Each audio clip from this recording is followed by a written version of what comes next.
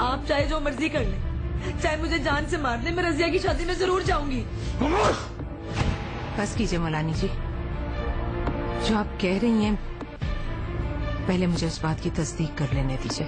अम्मा जी, वो मैं शाहजी के कहने पर उससे घर के काम करवा रही हूँ, वरना मैं क्यों कहूंगी उसे घर के काम करने के लिए।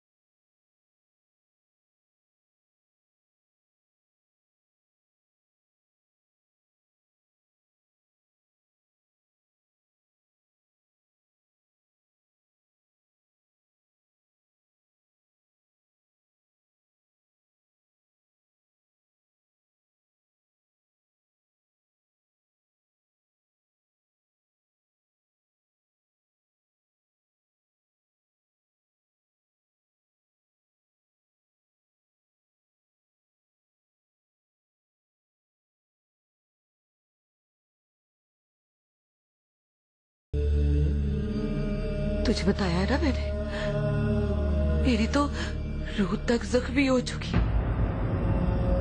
क्या करेगी चुरा के साथ ले जाके मुझे? तेरी जरीना तुझे वापस नहीं मिलेगी। तेरी वो शौक और चंचल जरीना तुझे वापस नहीं मिलेगी। क्यों रो रही है? इस लाश के सामने बैठी क्यों रो रही है? जा जा यहाँ से अम्मा, और समझ ले कि तूने मुझे भी आया नहीं, इस हवेली की कनीजों में शामिल कर दिया, जो सारा सारा दिन काम करती है और थक के चूर हो जाती, लेकिन उन्हें रोटी मिलती है खाने के लिए। लेकिन अम्मा तू बिल्कुल परेशान ना हो, बिल्कुल परेशान ना हो तू, क्योंकि मैं उन कनीजों से ना लाख दर्जे अच्छी हूँ। मुझे सोने के लिए रात को मखमल का बिस्तर मिलता है, वो मुझसे किसी ने नहीं छीना अभी तक। तू बिल्कुल परेशान ना हो। तेरी बेटी जो है ना, वो इन सारी कनीजों से अच्छी है। शम्मा, तू ना रो, तू ना रो अम्मा, मेरी बच्ची, ना रो अम्मा। तुम अंदाजा नहीं कर सकते कि मुझे मुलानी जी के सामने किस कदर शर्मिंदगी उठानी पड़ी। रजब अली, तुम क्या सोचकर जरीना के साथ ये सलूक करते रहे? इसलिए कि वो एक गरीब घर की लड़की है, उसके पीछे नूरुद्दीन नहीं है, रहीम शाह और करीम शाह नहीं है तुमसे पूछने वाला, तुमसे सवाल करने वाला। अम्माजान, बसद एहतराम, आप जानती हैं कि मुझे ना तो रहीम शाह और करीम शाह का कोई खौफ है और ना ही चचा नूरुद्दीन का कोई डर, और ये बात मैं कई बार साबित भी कर चुका हूं। यहां कोई ऐसा नहीं है जो मुझसे रजब अली शाह से कोई सवाल कर जाए। लेकिन तुम ऐसा कैसे कर सकते हो रजब अली कि इस हवेली की बहू से तुम घर के काम करवाओ, फर्शों पर पोछे लगवाओ या अपनी पहली बीवी के जूते साफ करवाओ? मैं ऐसा बिल्कुल कर सकता हूं मदर। जैसे कि आप जानती हैं, उसे मेरे पल्ले बांधा गया है, तो अब वो मेरी बीवी है। मैं मुख्तार कुल हूं उसका, वो मेरी प्रॉपर्टी है, तो मैं जैसे चाहूं उसके साथ सलूक कर सकता हूं। गलत फहमी है तुम्हारी कि तुम जरीना के साथ अपनी मनमर्जी का सलूक कर सकते हो। अभी तो तुमसे यह भी सवाल पूछा जाएगा कि तुमने उस पर हाथ कैसे उठाया। जाहिर है मेरी हुक्मदूली करेगी तो मेरा हाथ तो उठेगा उस पर। तुम्हें इस बात का ख्याल होना चाहिए रजब अली कि तुम पीर जलालुद्दीन के बेटे और उनकी गद्दी के वारिस हो। तुम्हें इस तरह की हरकतें जेब नहीं देती। अम्मा जान, मैं बहुत गैर जज्बाती आदमी, तो ऐसी जज्बाती बातें मुझसे ना करें। मैं जो भी करता हूं उसका जिम्मेदार मैं खुद हूं, और मैंने कभी नहीं कहा था कि इस गंदे खून को हवेली के खून में शामिल किया जाए। अफसोस तो इस बात का है कि मैंने वो जुर्म किया ही नहीं था जिसकी मुझे सजा मिली है।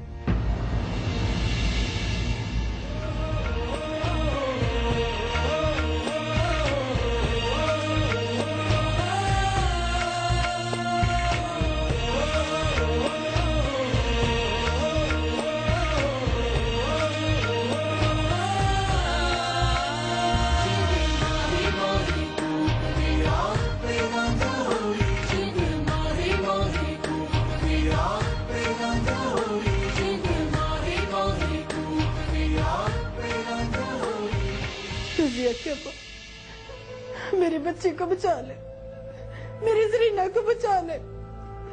उसे मैं जिस हाल में देखकर आई हूँ ना, अगर वो इसी तरह रही तो मर जाएगी वो, और उसके हिसाब का सोच सोच कर मैं मर जाऊंगी। अल्लाह के वास्ते से वापस ले आए आप। तुम्हारा तो दिमाग खराब हो गया है।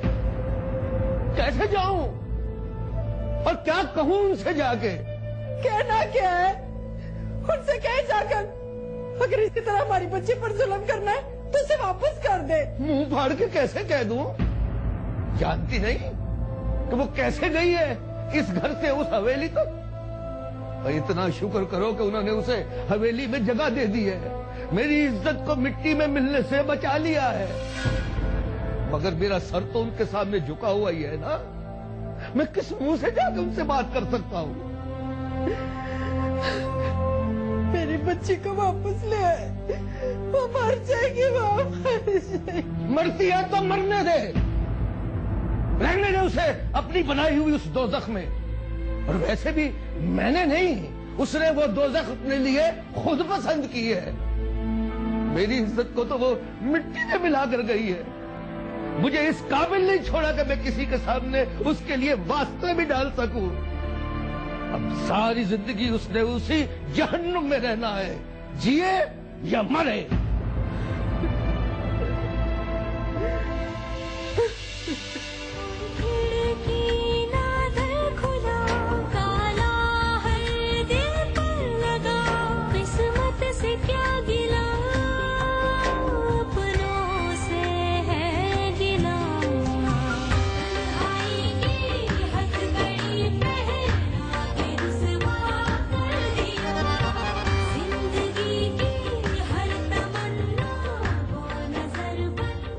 अम्मा जान उस मामले पर बहुत गुस्से में है जो तुमने मुझ पर डाल दिया है। अब सब बातों का जवाब मुझे देना पड़ रहा है, और बाबा जान तक भी ये बात पहुंच चुकी है। अब दोनों में ये बहस हो रही है कि तुम्हारी वजह से मैं जरीना के साथ जुल्म कर रहा हूं। अपने सौत पुणे में तुमने मुझे मुश्किल में डाल दिया है। तुम्हें क्या कह रही थी वो? अपने कमरे में थी, उसको वहीं कैद रहने देना था। तो ये फीमेल जेलसी भी अजीब माहौल क्रिएट कर देती है। बात सिर्फ जेलसी सौत पुणे की नहीं है शाहजी, उस कमजात के सामने मुझे नीचा दिखाने की कोशिश की जा रही है। तुम्हें गलतफहमी हुई है तुम्हें, ऐसा कुछ नहीं है। बात गलतफहमी की होती तो यहाँ तक न पहुँचती।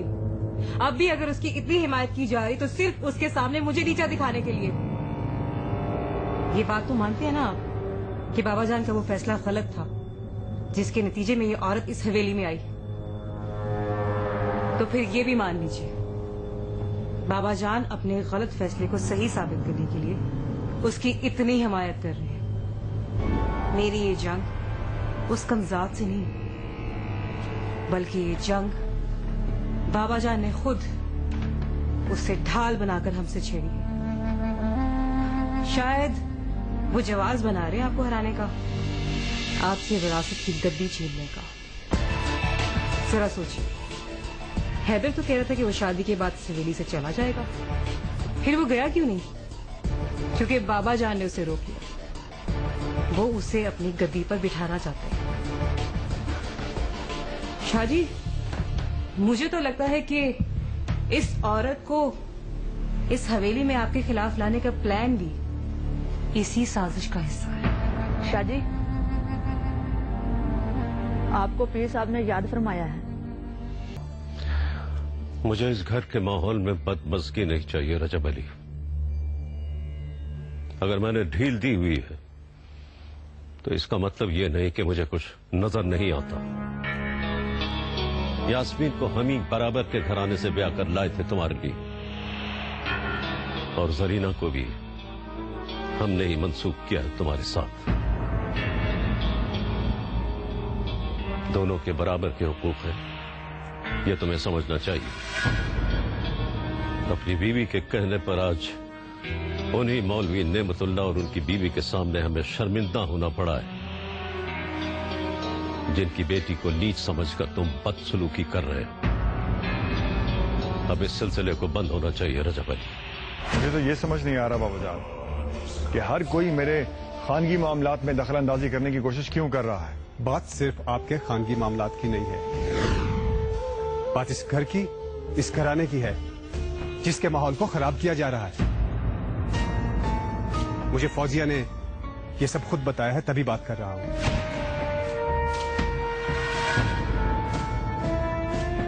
क्या बताया तुम्हें फौजिया ने?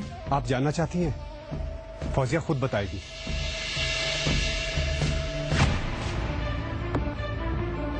मैंने जो देखा, जो महसूस किया, वही कहा है आपा।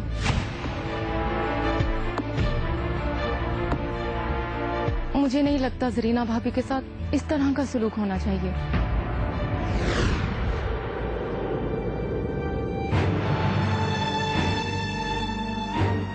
अब सुन लिया आपने भाभी साहिबा? हाँ, सुन भी लिया और समझ भी आ रही है कि सारे मामलात किस तरफ जा रहे हैं, बल्कि इन्हें किस तरफ ले जाया जा रहा है। मुझ पर अदम एतमाद की पुरजोर तहरीक चलाई जा रही है। तुम पर अदम एतमाद की तहरीक चलाने की जरूरत नहीं है मुझे, इसलिए कि मैं तुम्हारे सामने कह सकता हूं कि अब मुझे तुम पर एतमाद नहीं रहा। और रही तुम्हारे खदशात की बात, तो वो भी बहुत जल्द साबित हो जाएंगे तुम पर। नहीं बाबाजान, ऐसा नहीं हो सकता। मैं ऐसा नहीं होने दूंगा। कम से कम गलत तरीकों से बनाए गए गलत जवाजों की बुनियाद पर तो बिल्कुल नहीं होने दूंगा। आपको मुझ पर अदम एतमाद की वजह साबित करनी होगी बाबाजान।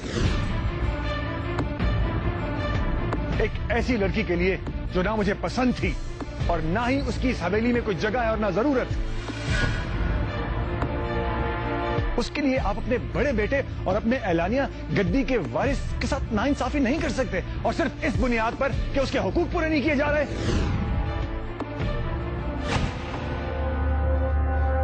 हाँ, बसत एहतराम में एक बार फिर आपको ये बावर कराना चाहता हूं कि ये मेरा पर्सनल फैमिली मैटर है। किसी को इसमें दखलंदाजी का हक नहीं है।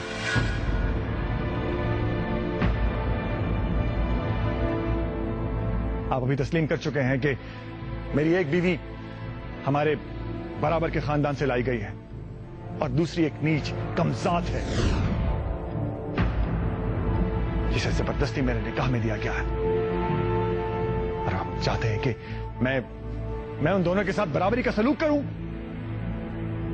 बाबाजान, मेरे लिए पॉसिबल नहीं है, क्योंकि जब आपने बीवियों के सिलेक्शन में मेरे लिए बराबरी को मयार नहीं रखा, तो फिर इन दोनों के दरमियान सलूक में मैं बराबरी को मयार कैसे रख सकता हूं? आप खुद सोचिए।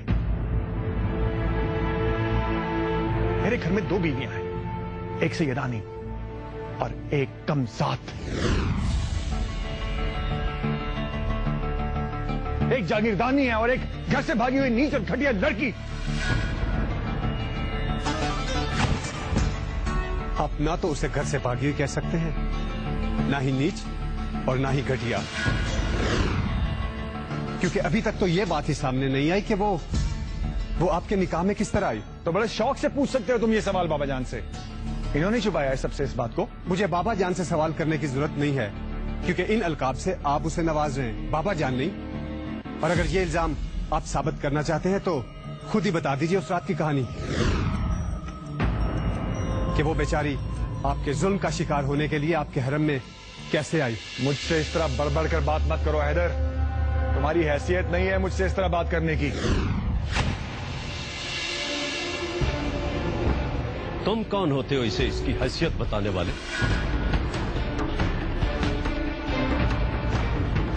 बाबाजान, मुझे लगता है कि आप मुझे नीचा दिखाने के लिए और हैदर को मुझसे सुपीरियर साबित करने के लिए सब कुछ कर रहे हैं। खामोश रहो गुस्ताख।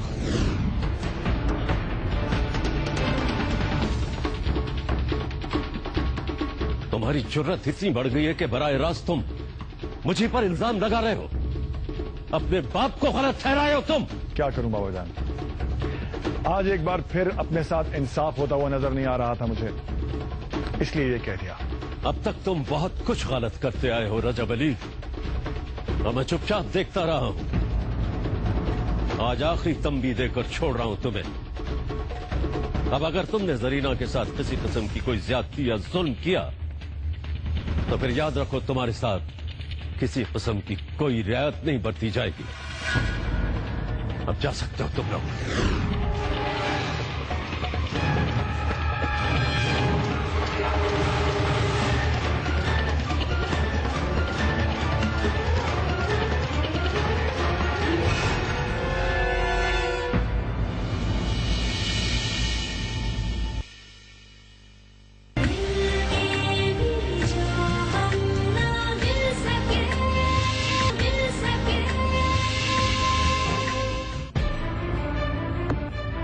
रजब और यास्मीन को बहुत डांटा है। पता नहीं क्या हो जाता है इन लड़कियों को, पढ़ लिख कर भी शादी के बाद ऐसी क्यों हो जाती है। ये क्या कर रहे हैं मौलवी साहब? यहाँ नहीं, आप ऊपर बैठिए, उठिए, वहां बैठिए, बैठिए।